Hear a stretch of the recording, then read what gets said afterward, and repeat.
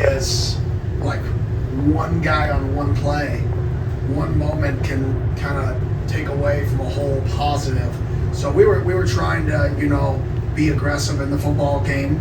Part of that's on me, just what I wanted to do going into the game. But yes, 100%. We faced that same problem at Texas State. When we faced the chaos, we got to be able to run at the chaos, not away from it. So I agree with you 100% there. Greg in the back, and Dave. Coach, back here. Hey, Mississippi State obviously beat Southern Mississippi. They gained almost 500 yards of offense, almost 200 yards rushing on the ground. Is this a different team this year than they were a year ago when you faced them? 100%. They've added over 30 transfers. They've added 8 junior college players, so around 40 veterans to their football team. When you add 40 vets, that's not including the high school class they signed. So this team is really 65-70% new from last year's team. So a lot of new faces. They're playing hard. You can see Coach Levy and his identity is starting to show up, and the passion he has for the game is starting to show up. So completely different football team. There are still some guys that are returning for them that were good football players last year that are returning again. But there's a lot of new guys. Damon and Matt. Hey, Kenny, Damon Allred, Arizona Sports. I know with wide receiver playing time, a lot of it comes down to run blocking and knowing the playbook. Was it one of those or something else for why Jaron Hamilton didn't play? Yeah, I mean, we just going into the game, we had a game plan in terms of how we wanted to attack and do things, and he didn't play as much as we probably planned on him playing. We had obviously we had Jalen. I forgot to mention Jalen went down. We're still seeing what his status was, but he was taken out for the game. So that kind of threw a little bit of a curveball in that plan because they're a little bit different players. So then it was okay. Now our substitution patterns are off in that grouping for some of Jaron's plays potentially. So it was just the flow of the game. Wasn't by nature. Just probably gotta try to use him more if the situation is necessary and if we feel like he's ready enough to play. And then quick follow, was Max good too? We're still monitoring that. Like I said, we get a lot of our intel. Like Sunday's our off day, so Monday we come in and this is a fairly early meeting. And they get checked out. They get checked out Sunday, but again on Monday depending on the injury. So I don't know. I don't get the results back until tonight, which is when we finalize our game plan. So before we finalize our game plan, I get who is high probability, low probability. So I don't quite have that in these meetings. Max. Hey, Kenny, Max Kittle with Crackhead Sports Network. You mentioned exactly a year ago in this room how you felt about Blake Shapen and his style of play. You complimented him a lot leading into that game, and then your defensive line attacked him hard, very aggressively in that game a year ago. Are you approaching him and his gameplay the same way even a year later, or are you approaching him differently, considering he's more evolved? And where do you feel like he is now as a quarterback? Yeah, well, he's year 2 in the system, so he's more comfortable in the system. You can see his comfort in the system. They're all, they're just year 2 in the system. So they're just a little bit further ahead than they were last year. You can see it. They're more comfortable than they were last year off week 1's game. So I don't know if you can ever do the same thing twice to a good player. I think if we line up and we try to just copy paste and say, oh, the game plan in the first half worked last year, let's do it again. I think that's a recipe, to not feel good. And then quick follow-up from that. You prepared the team for the environment and potentially humidity last week with the humidifiers inside the dome. Is that going to be a week-to-week thing, you feel like, with this team, preparing them for each different kind of environment, especially with what you mentioned with the cowbell? We'll definitely prepare for environments. We'll have the cowbells rocking for practice and stuff like that. We won't mix humidity in just from the dehydration effects. Like we don't want to distract by making the practices worse. At the end of the day, we got to get better. We have to be a better football team. We have to coach better. We have to get our guys to execute better. So this is full focus is on us, regardless of who we play. Same thing I said before NAU, same thing I said before Mississippi State. Like we met today, we saw the errors. I showed them my errors, right? Showed them our errors as a whole group, and then it's like, okay, this is what we have to do to fix it, and let's go fix it and go play a football game. Ryan, Justin, and Luke.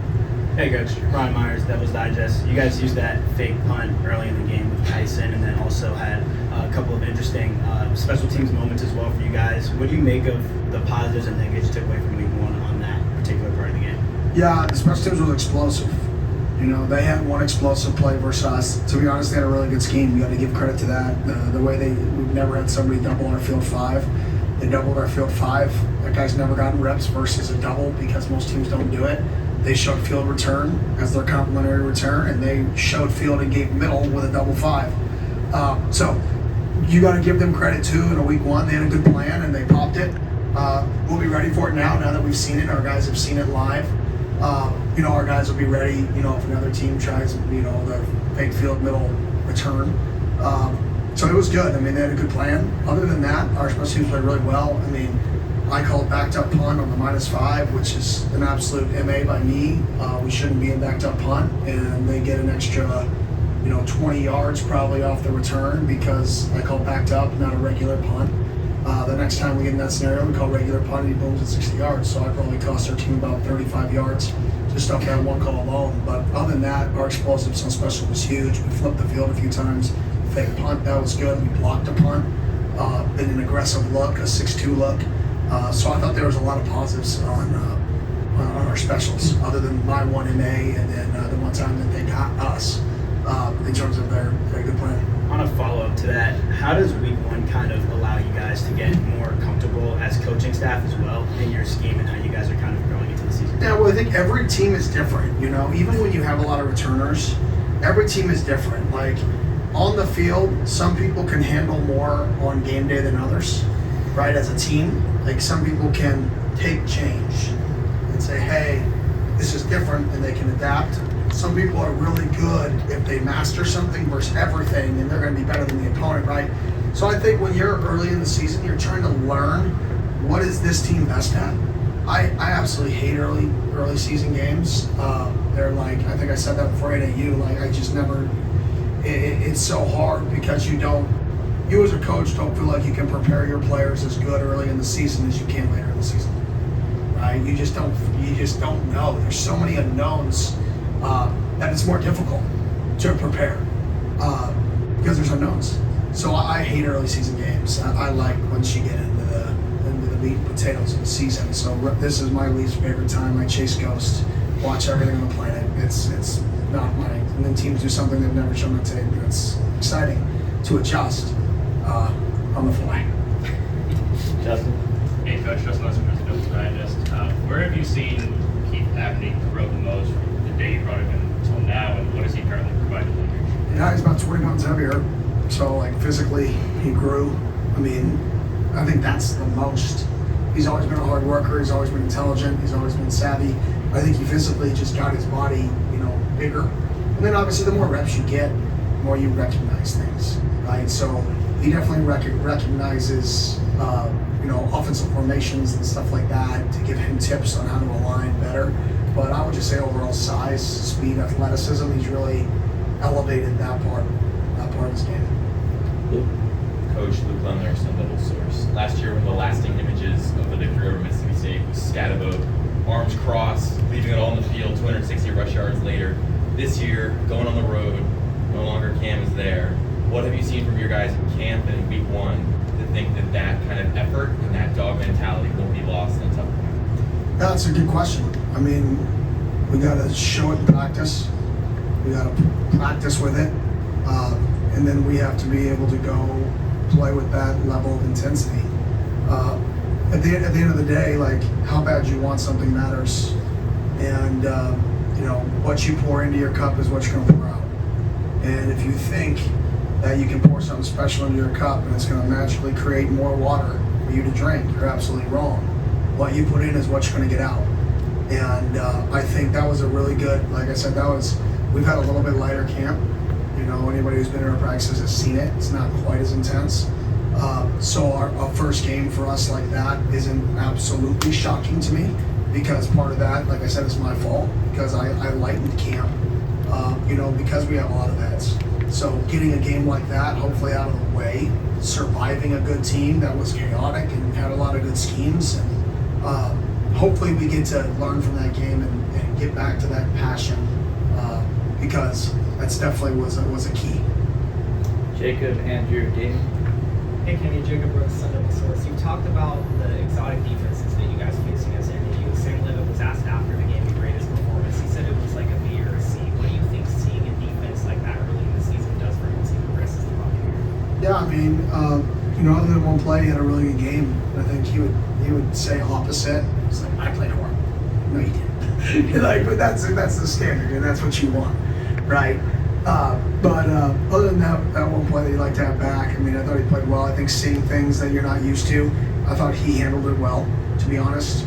Other than that, like I said, the one play at the end of the game, he played really, really good football, even with guys in his face at times that shouldn't have been in his face. So I thought he played good. I thought he handled it well. Sam's pretty good at adapting on game day. I think that's one of his biggest strengths is adapting on game day. Andrew. Coach Andrew Hazlett, Devils in Detail. You talked about last week communication was going to be important. How is that going to still be important against Mississippi State this Sunday or Saturday? Yeah, I mean, they play so fast that if you can't get lined up, you're screwed. Like, you better get lined up, get the call, understand who's carrying the verticals, understand who's in the run fit, how you're fitting the run. Like, and if you don't, they're going to get on a roll and take advantage of you because they're not going to they're not going to give you a time to catch your breath. They're going to keep pushing the pedal to the metal. So we've got to be able to get aligned on defense. We've got to be able to get on the same page. And if you have one MA, they're going to score a touchdown. So they operate. So you cannot beat yourselves. And I think that's the communication piece. Damon, Michael, Kevin.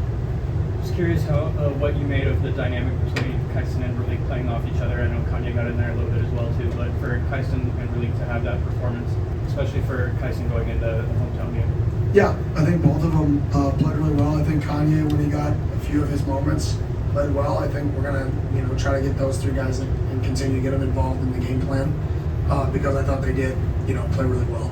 All three of them. There was a few times, bouncing runs or not, but for the most part, they ran hard, they ran through tackles, positive runs. Like I said, probably should have run more direct runs in the game plan to just get downhill, more of an identity.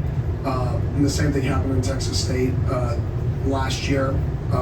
We kind of lost our way a little bit with not being direct. I mean, at the end of the day, that's going to be our identity, is downhill running the football, so we got to make sure we can establish that. Michael, Kevin, Doug.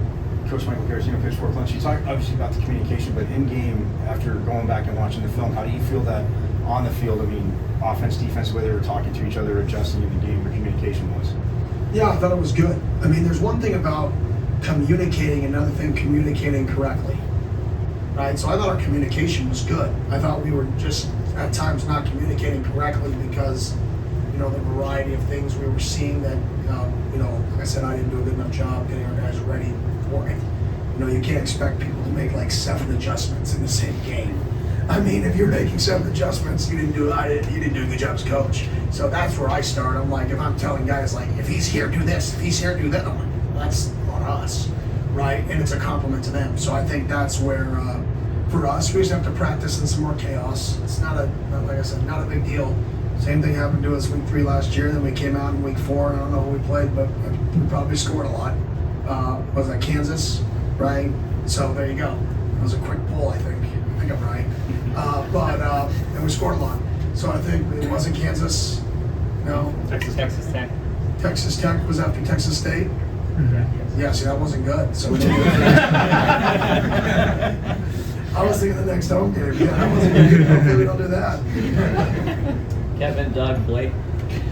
Hey Coach, Kevin Hicks, ASU on SI. I'm not sure if you were aware, but the Big 12 went 8-0 this weekend with an average margin of victory of about 40 points, I believe. First time a conference has done that in 60 years, if I read that right.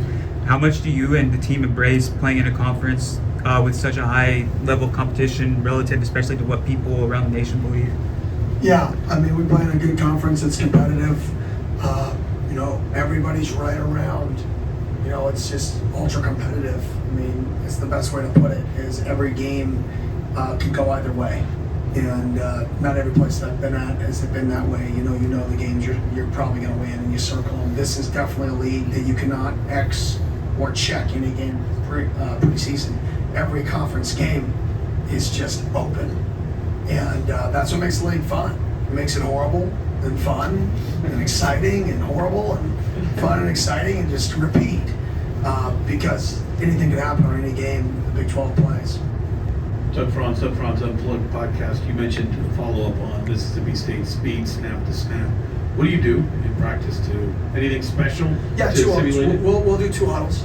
So we'll line up 2 different huddles, and one huddle will run a play, and then the next huddle will run a play, and our defense got to get aligned. Because we can't play at that tempo. That's something that you have to be, you have to be all in on playing at that tempo to be able to play at that tempo. So we just use 2 different teams to play at that tempo, right? Because if we tried to play at that tempo, everybody would go different ways, right? Because that's not what we do. And that's one of the advantages they create you have to defend something that you're not used to practicing and force that communication, force your guys being on the same page. And then they have good schemes to pair with it. But all I need is for you to misfit one thing, miscommunicate one thing, and you just gave them a free touchdown. They didn't even have to earn it. So they get a lot of free plays by teams misaligning, not even the ones they have to work for. Then they have to work for their other plays, but they also get free plays if you don't communicate right. So that's why it's such a big thing this week. Blake and then Doug pass that right. Kenny, ASU volleyball defeated the defending national champs yesterday. I don't know if you saw that, but back you and JJ McNeil, I don't know your guys' relationship, but how do you kind of describe how you guys know one another and what he's kind of doing with that program? Yeah, JJ's a buddy.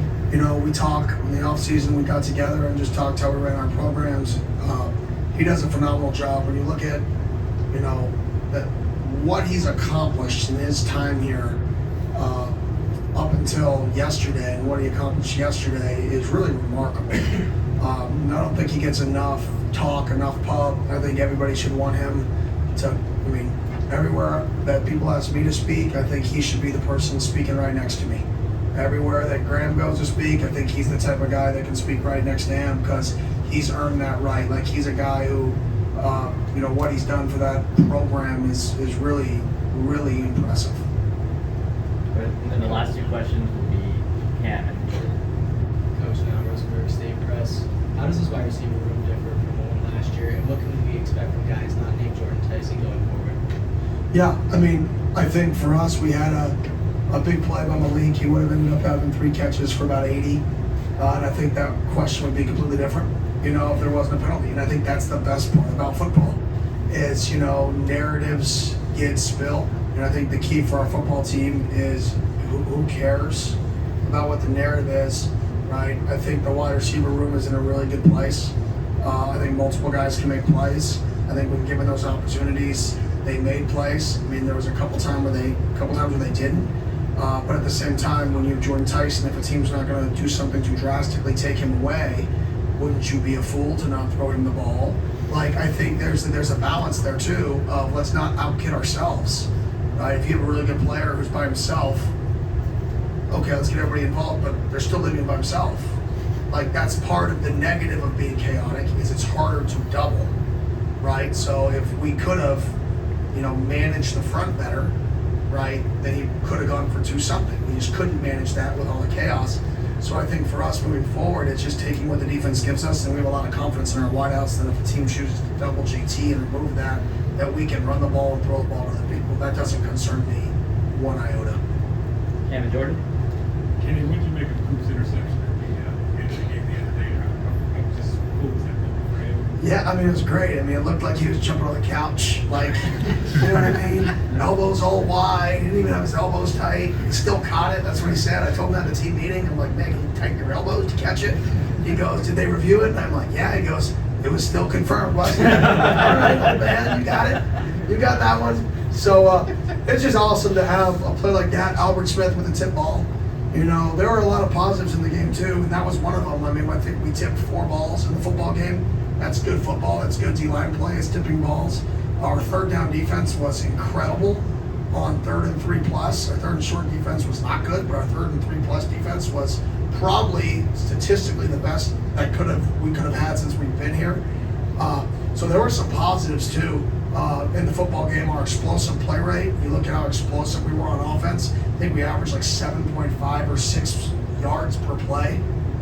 That should not equal the result we got. 7.6 yards per play. You just stay out of your way the top 15 offense in the country. So there were so many positives that get pulled from the game, and that was kind of what the message of the team was. We can make it what we want to make it. And to the staff, we got to get out of the way of the players, let the players play. You guys go play, and stay out of our own way, and all is good because we got a really, really talented football team. I love our football team. I think we're as good as we want to be, and I think that's the best thing. When you play a game like this and somebody lines up and runs duo at you and possesses the ball for 36 minutes, and you're like, dang, we're in trouble, right? But when you play a game like that, and they had some really good schemes, they did a really good job. They got us as a staff more than they actually got our players, who say, okay, guys, we got to step back. We got to let you guys take over from here on out. So I think for us, that game, even though it didn't go as smoothly as we wanted, I really think it just shows what we have to be as a staff with these guys. And then it shows me that even when we don't play well, and that's a good football team, like the game was, we never felt like the game was actually at risk in the football game. It never slipped between a one possession game. And there were games last year, Oregon, Idaho, one possession game in the fourth quarter, and then Oregon runs the table. Notre Dame last year, right? So you can either grow from these and attack it and learn, or you can panic and everybody thinks we're not good enough and change everything. It's not about changing, it's about solidifying what you want to be good at and doubling down. Last question, Jordan. Hey, Kenny, Jordan Ham. I'm tired. Jordan Ham, Sports 360 AZ. How is this staff's approach to road games evolved over the years? Like the logistics behind it. What are some of the things that maybe the casual fan doesn't even think about the behind the scenes guys? So interesting is now that we play in a lot smaller towns, we play further away from stadiums, our road games. So we stay about an hour and 20, hour and 15 minutes away from the stadium this week, because that's the nearest hotel that's not a casino. No, it's the truth. That's some teams stay at the casino. That wasn't even a joke. But it's just the nearest hotel. And then you talk, some guys are finicky eaters, so it's like some guys at these hotels, they don't like the food, it's not good. So now we get like sandwiches on the side. Texas Tech, we played last year, and our guys got sick the day of the game. We had about 10 guys that stomachs, they're getting IVs because their stomachs were sick from the food. I've never even said that, but it's just you're learning and growing along the way. So now it's like, okay, we need the food we get, and then if a player who's a finicky eater, we also need like a sub sandwich or a hamburger or something that they're comfortable with, because you're gone, the pregame meal and then the night meal if they don't go that amount of time with a good meal. So that's something that I learned, when you're going to like Seattle, right? And the food, the food's unbelievable, but some of the smaller towns, it's harder to, feed 160 guys. So we're just trying to adapt. Thanks, Coach. Thank you.